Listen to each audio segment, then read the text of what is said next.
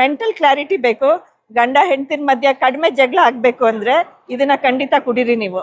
ನಾನು ಡಾಕ್ಟರ್ ಮಮತಾ ಶೇಖರ್, ಅಮೆರಿಕದಲ್ಲಿ ವಾಸ ಮಾಡ್ತಾ ಇದ್ದೀನಿ. ಇದನ್ನ ಅಮೆರಿಕಾಗೆ ತರಿಸ್ಕೊಳ್ತೀನಿ, ಯಾಕಂದ್ರೆ ಇದು ನನ್ನ ಫೇವ್ರೆಟ್ ಆಯಿಲ್. ಇದ್ರ ಹೆಸರು ನೈಜರ್ ಆಯಿಲ್ ಅಥವಾ ಹುಚ್ಚೆಳ್ಳು ಅಂತ.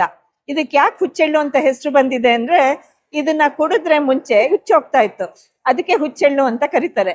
ಹಿಂದಿಲಿ ಇದಕ್ಕೆ ರಾಮ್ ತಿಲ್ ಅಂತ ಕರೀತಾರೆ, ಯಾಕಂದ್ರೆ ರಾಮ, ಸೀತೆ, ಲಕ್ಷ್ಮಣ 3 ಜನ ವನವಾಸಕ್ಕೆ ಹೋಗ್ಬೇಕಾದ್ರೆ ರಾಮ ಇದ್ರ ಬೀಜನ ಸ್ವಲ್ಪ ಬಟ್ಟೆಲಿ ಹಾಕಿ ಕಟ್ಕೊಂಡು ಹೋಗಿ ಅದನ್ನೇ ಬೆಳೆದು ಜೀವನ ಮಾಡಿದ್ದು ಅವರು, ಅದಕ್ಕೆ ಇದಕ್ಕೆ ರಾಮ್ ತಿಲ್ ಅಂತಲೂ ಕರೀತಾರೆ.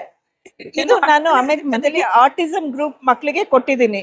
ಆಟಿಸಮ್ ಗ್ರೂಪ್ ಮಕ್ಳಿಗೆ ಕೊಟ್ಟಾಗ ಅವ್ರಿಗೆ ಸ್ವಲ್ಪ ಮನ್ಸಲ್ಲಿ ಕ್ಲಾರಿಟಿ ಬರುತ್ತೆ. ಆಟಿಸಮ್ ಅಂದ್ರೆ ಹುಟ್ಟುತ್ತಾನೆ ಮಕ್ಕಳು ಅಥವಾ ವ್ಯಾಕ್ಸಿನೇಷನ್ ಆದ್ಮೇಲೆ ಕೆಲವು ಮಕ್ಳಿಗೆ ಬುದ್ಧಿಲಿ ಮಂದ ಆಗುತ್ತೆ, ಅವ್ರ ಸೋಷಿಯಲ್ ಬಿಹೇವಿಯರ್ ಕಡಿಮೆ ಇರುತ್ತೆ, ಓದಕ್ಕೂ ಸ್ವಲ್ಪ ಕಷ್ಟ ಪಡ್ತಾರೆ. ಇದು ಆಟಿಸಮ್ ಅಲ್ಲ, ನಾವು ಕೂಡ ತಗೋಬಹುದು.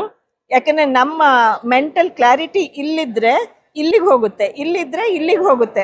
ಸೊ ನಿಮಗೆ ಮೆಂಟಲ್ ಕ್ಲಾರಿಟಿ ಬೇಕು, ಗಂಡ ಹೆಂಡತಿನ ಮಧ್ಯ ಕಡಿಮೆ ಜಗಳ ಆಗ್ಬೇಕು ಅಂದ್ರೆ ಇದನ್ನ ಖಂಡಿತ ಕುಡೀರಿ ನೀವು.